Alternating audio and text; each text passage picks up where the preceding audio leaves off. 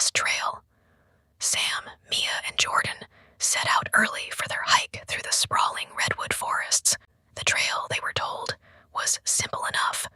A few hours in, a few hours out, but halfway through, the path split into two and the signs were strangely missing. Left, I think, Jordan said, but even he sounded unsure. They pressed leftward, the trees thickening unnaturally, the sunlight growing dimmer even though it was only noon. Soon the forest began to feel wrong, unnaturally quiet, as if it were holding its breath. After hours, they realized they weren't just lost. They were being followed, soft footsteps, always behind them, sometimes a cough, sometimes a low, inhuman whisper they couldn't make out. When they turned around, no one. Night fell. Their flashlights barely pierced the blackness. Trees seemed to move, inching closer when they weren't looking. A low whistling sound filled the air, and shadows darted in the corners of their eyes. When Mia screamed, the others spun around to find her gone, her flashlight still spinning in the dirt. In the dim light, Sam caught a glimpse. A tall, wiry figure with skin stretched taut over bones, dragging Mia into the woods. Jordan and Sam ran, hearts pounding. They never found their way back. Only the abandoned car was discovered weeks later, keys still in the ignition, and a deep, chilling whistle echoing from the tree line. 2 echoes from the ravine. Jake loved hiking alone, no one slowing him down, no one complaining about the heat or blisters. He picked Devil's Hollow, a narrow, rocky trail down a ravine, said to be haunted, but Jake didn't believe in that nonsense. The descent was steep, and halfway down, Jake noticed something odd. Every step he took echoed louder than it should have. Not just an echo, but something repeating the sound out behind him.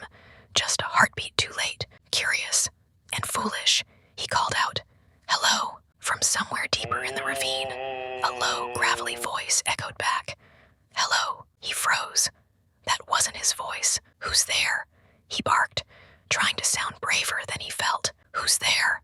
The voice mocked, now closer. Jake turned to climb back up, but the path behind him had changed. The stones were slick, the trail winding in a way he didn't recognize. Scrambling, he heard something else. Wet, slapping footsteps, growing louder. Panic set in. He ran, slipping and scraping his arms on jagged rocks. The ravine walls seemed to close in. Breathing ragged, he turned one final time and saw it. A pale, eyeless creature, its mouth stretched wide in a sick grin, repeating every noise he made in a grotesque, delayed mimicry. Jake screamed, and his own scream echoed back at him, but not from his own mouth. Later, hikers found his shredded backpack tangled in the thorns. His body was never recovered. The Silent Mountain, a seasoned group of hikers, Dana, Alex, and Leo, attempted a remote summit known as Dead Man's Peak. The maps were old, and the ranger station warned them, storms coming, and that mountain's cursed. They laughed it off. Superstition. By the second day, thick fog rolled in, swallowing the world in white. Visibility dropped to a few feet. Their compasses spun wildly. GPS died.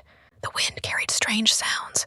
Clicks, whispers, scratching. They made camp, trying to wait it out. But during the night, Alex woke Dana, shaking her awake. "Where's Leo?" he whispered. Leo's sleeping bag was torn open, blood smearing the rocks leading into the mist. Terrified, Dana and Alex packed quickly, trying to descend, but every direction looked the same. Even when they tried shouting, the fog seemed to swallow their voices. Then they saw it. Figures, half seen through the mist. Tall and crooked, with limbs too long and heads cocked at unnatural angles. They didn't walk. They jerked forward in sharp spasms. Dana and Alex ran, tripping over rocks and roots, but the fog grew thicker, and with it came a low moaning sound that vibrated through their bones. Alex stumbled and didn't get up. Dana turned back to help, but froze. The figures were standing over him, their arms reaching down, pulling him upward into the air like a marionette. Dana didn't stop running until she burst out of the fog at the ranger station, bloodied, screaming, incoherent. Dead Man's Peak has been closed ever since, and every now and then, hikers swear they hear moans drifting from the mountaintop.